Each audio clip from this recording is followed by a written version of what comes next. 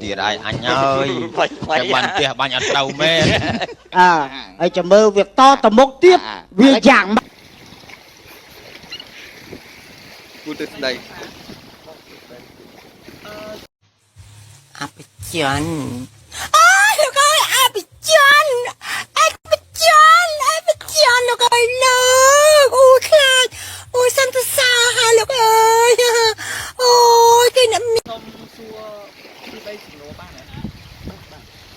Tên tông ca mà lên đấy. Cân khá thì biết đâu. Chỉ đấy, biết cân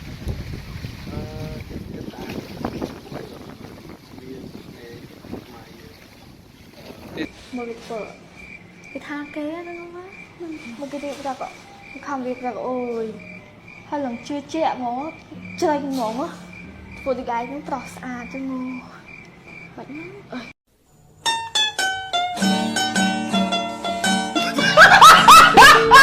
điều sàn phong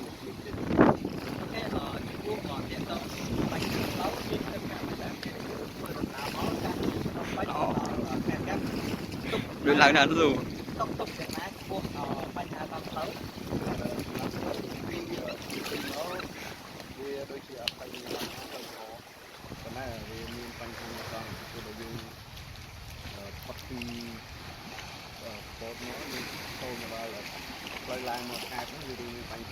cái tấm chút chút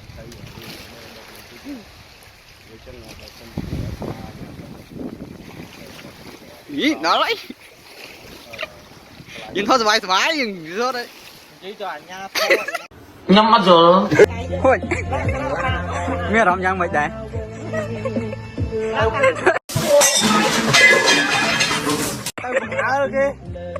ไม่มีเรายังไม่ได้ส่งเพียงมือ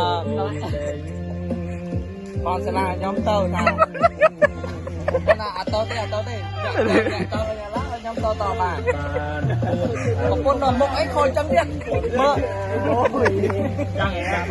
បាទសូមគោរពជម្រាបសួរអ្នកនរគ្នាចូលជាមួយខ្ញុំម្ដងទៀតនៅក្នុងវីដេអូថ្មីហើយខ្ញុំអាចបាន voice over ពីដំបូងមកទេតែចង់ដាក់នៅវីដេអូ original ឲ្យអ្នកនរគ្នាស្ដាប់ព្រោះមានកន្លែង complaints តោះតែយើងមើលផ្ទាល់អញ្ចឹងមិនសើអញ្ចឹងណាអញ្ចឹងវីដេអូនេះណាគឺជាវីដេអូចង់បញ្ចប់ហើយតើតោះមួយការទៅលេងខេត្តរបស់យើងហ្នឹងគឺវីដេអូភាពបញ្ចប់អញ្ចឹងយើងញ៉ាំអីហើយជុំគ្នាក៏យើងចង់ទៅបន្ទប់ទឹកប៉ុន្តែបន្ទប់ទឹកគេនៅក្រោមហ្នឹងគឺនៅខាងលើដូច្នេះយើងទៅធ្វើដំណើរឡើងទៅលើដើម្បីទៅបន្ទប់ទឹកអញ្ចឹងណាហើយទេសភាពមើលពីលើទៅស្អាតស្អាតខ្លាំងដែរយើងមើលពីលើទៅក្រោមណាអញ្ចឹងយើងក៏បន្តដំណើរទៅមុខទៀតពីអ្នកប្រុសស្អាតរបស់យើងគាត់ទៅពីអ្នកគាត់អញ្ចឹងណា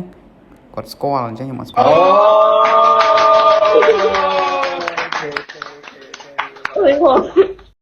មកនិយាយពីបន្ធម្មតាទេចេះក្បាច់គុណហក់លោតអីណាខ្ញុំខ្លាចតែឡៃហ្នឹងពេលហ្នឹងបើលោតតាក់ជើងអីដឹងបាសជើងហើយតែអត់អីគាត់លោតផុតអញ្ចឹងណាហើយយើងក៏បន្តដំណើរទៅឡើងទៅដល់លើហើយនេះគឺដល់ហើយបន្ទប់តែគេនៅខាងលើហ្នឹងឯងនៅពេលដែលយើងឡើងមកដល់លើគឺទេសភាពកាន់តែស្អាតទៀតយើងមើលពីលើទៅខាងក្រោមហើយបន្ទប់ទឹកនៅនេះគឺមានអ្នកនៅចាំណាព្រោះដោយសារយើងចូលទៅម្នាក់5ទៅ500ទៅ1000ខ្ញុំជ្រុលតែបានមកហើយឡើងមកដល់លើហើយយើងក៏ថតយកទេសភាពនៅខាងលើចង់ដឹងថាស្រស់ស្អាតក៏អត់ចឹងណាហើយចៃដន្យអីគឺខ្ញុំមកហ្នឹងគឺជួបជាមួយនឹងស្វា2ក្បាលហើយនេះគឺមួយក្បាលដើរទៅមុនហើយនេះនៅខាងក្រោយខ្ញុំមិនដឹងថាវាមកពីណាដែរប៉ុន្តែខ្ញុំអត់ហ៊ានទៅចិត្តវាទេព្រោះខ្លាចវាខំអ្នកគ្នាមើលទៅត្រង់កាយអញ្ចឹងខ្ញុំអត់អាចទៅចិត្តវាបានទេគឺថតពីចម្ងាយហើយ zoom ទេហើយវាឌឺខ្ញុំទៀតនៅពេលដែលខ្ញុំមើលវាថតវាគឺវាធ្វើមុខដាក់អញ្ចឹងណាអ្នកទាំងអស់គ្នាមើលតាមទូរស័ព្ទហើយជាមិនសូវច្បាស់ទេតែជួបតតគឺច្បាស់អញ្ចឹងបន្ទាប់ពីថតស្វារួចរាល់គឺយើងក៏